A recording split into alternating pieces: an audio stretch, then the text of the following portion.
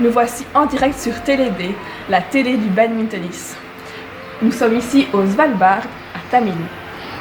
Je vais poser 35 questions inédites au créateur du badmintonisme, Philippe Duchesne, pour cette 35e édition. Première question. Si tu devais retenir quelque chose concernant le badmintonisme, quelle serait-elle? Retenir quelque chose du badmintonisme, voilà.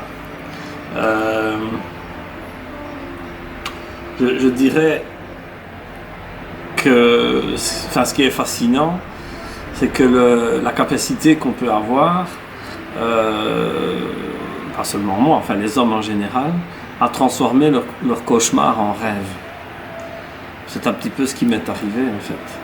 C'est-à-dire, tout le monde le sait, j'étais en pleine convalescence quand j'ai imaginé le badmintonisme. Et bon, c'était pas drôle, j'ai vécu des mois difficiles. Et puis tout ça s'est transformé en conte de fées quelque part. Hein. Donc voilà, c'est ça que je retiendrai. Vas-y. Quelle est la chose la plus importante pour la réussite d'un tournoi? L'alcool.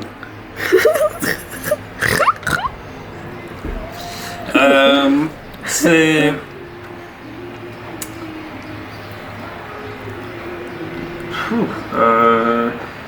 la sincérité. Ce qui n'est pas sincère, un jour ou l'autre coince, s'arrête, capote. Oui. Ouais. Je n'avais pas d'autre verbe, excusez-moi. Excusez-moi. Je dirais la sincérité et la rigueur. Perfectionnisme, la rigueur. Voilà. Mais il faut une rigueur sans se prendre trop au sérieux. Il faut un juste équilibre. Il faut faire les choses sérieusement sans se prendre au sérieux. Voilà, donc s'il n'y avait pas eu tout son frère l'a bien compris d'ailleurs, toutes ces fioritures, hein, ces remises des prix, une petite solennité au moment des finales, comment les classements rigoureux, etc. Voilà, c'est un peu superficiel tout ça, hein. Mais ça donne le sel. En fait, c'est un peu pour la cuisine, pour faire une comparaison avec... vous me connaissez, hein, c'est un domaine que je maîtrise donc particulièrement, donc la cuisine. C'est pour moi la rigueur, le perfectionnisme, c'est le sel, c'est le poivre, c'est les épices de tournoi. Voilà, pardon. Donc sincérité et rigueur. Quand tu as commencé à voir l'ampleur que le badminton prenait, quelle sensation ça t'a fait? Un mélange de peur et de fierté. Si tu devais refaire jouer un ancien joueur, quel serait-il? Je ferais jouer Christian Soron. Parce que Christian est un mousquetaire. Ça fait quand même maintenant quelques années qu'il n'a plus joué. Ouais, c'est un monument des termes, Christian. Oui. Donc je crois que je choisirais Christian. Parce qu'on ne peut pas faire rejouer. Tu vois, peut-être cru que j'allais dire Pierrot, mais bon, ça c'est pas possible. Donc Christian est toujours là, il est là. Donc voilà. Et puis et bien sûr Alain, puisqu'Alain ne jouera pas cette année. Et suite à une blessure, si j'avais une baguette magique, pouf, je le soigne et pour qu'il puisse jouer cette année, puisque Alain, ça aurait fait 30 ans en fait cette année qu'il joue, et donc il rate sa 30e année consécutive. Mais bon, c'est pas définitif, hein. Je sais qu'il reviendra et qu'il sera de toute façon bien présent parmi nous cette année. Un joueur ont le badmintonist blues le lundi qui suit le tournoi. Et toi, quel est ton ressenti? Comme tout le monde, comme tout le monde, non, comme beaucoup, j'ai le badmintonist blues. Ceux qui n'ont pas le badmintonist blues le lendemain, sont très respectables, mais c'est ils ne sont pas encore dedans. C'est il leur manque encore quelque chose.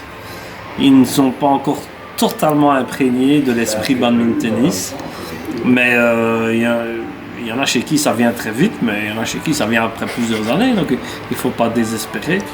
Mais le badmintonist blues, oui, c'est comme tout le monde. Le vide après avoir reçu tellement de chaleur humaine. Quel est pour toi le joueur le plus complet? Le joueur le plus complet.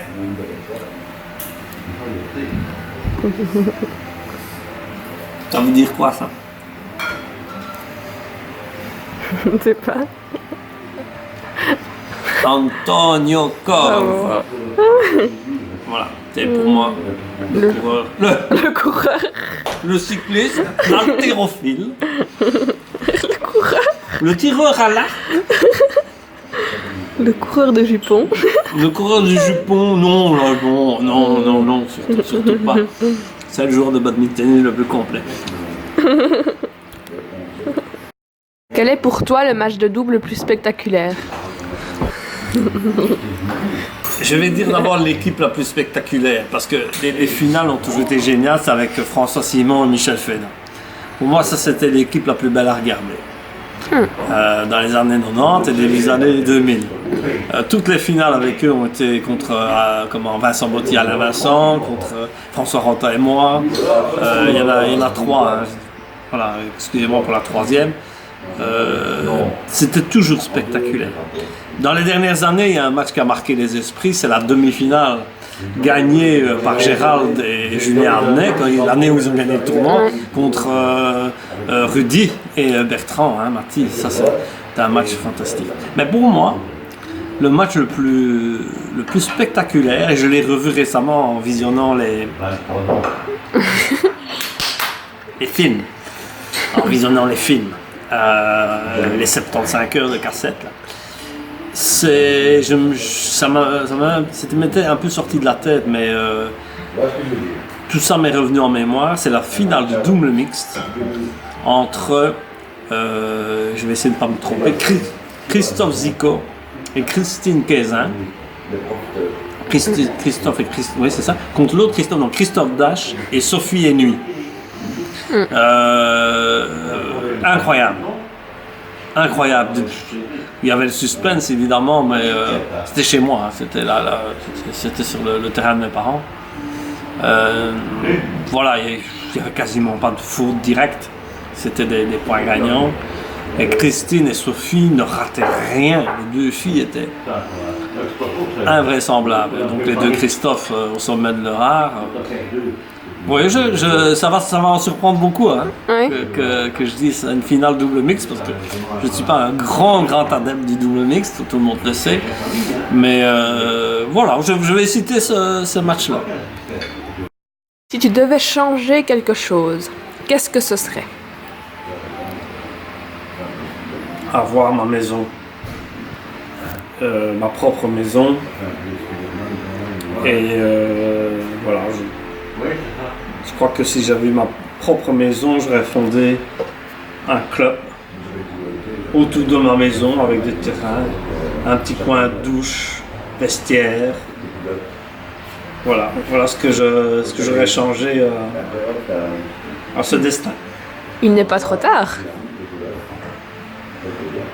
Je pense que si. Mais bon, on ne sait jamais. Je veux dire que ce n'est pas... Allez, c'est pas totalement impossible, mais les chances sont minces. Comment vois-tu les prochaines années pour le badminton? Les prochaines années pour le badminton, donc c'est le futur, donc ça ne m'intéresse pas. Voilà. Moi je suis pas un homme du futur, même si j'ai toujours plein de projets, c'est vrai, c'est contradictoire, mais je n'aime pas le futur. Voilà. Le futur, je n'aime pas le futur parce que c'est incertain. Donc tu me demandes comment je vois les prochaines années pour le badminton. Impossible de répondre. Voilà, c'est la seule question. pour laquelle je n'ai pas de réponse claire. Est-ce que c'est clair?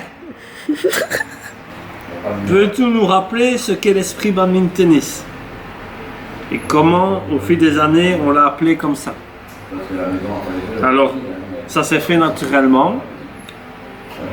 Il ne faut pas vraiment être réfléchi.